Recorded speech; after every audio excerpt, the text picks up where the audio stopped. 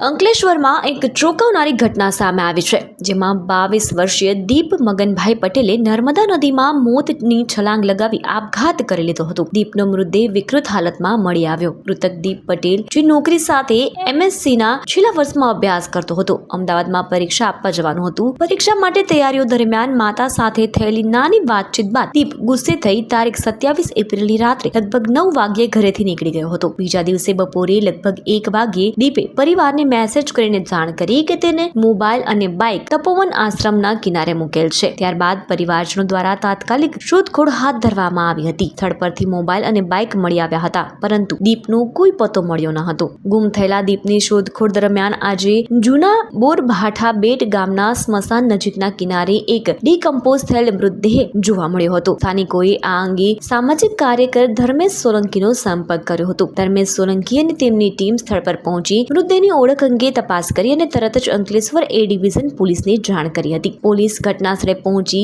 સગાઓની શોધખોળ કરવામાં આવતા પરિવારજનોને જાણ કરવામાં આવી. પરિવારજનો સ્થળ પર પહોંચી કપડા પરથી મૃતદેહને ઓળખી દીપ પટેલ તરીકે કરી હતી. હાલમાં આ સમગ્ર મામલે વધુ તપાસ અંકલેશ્વર A ડિવિઝન પોલીસ દ્વારા હાથ ધરવામાં આવી છે.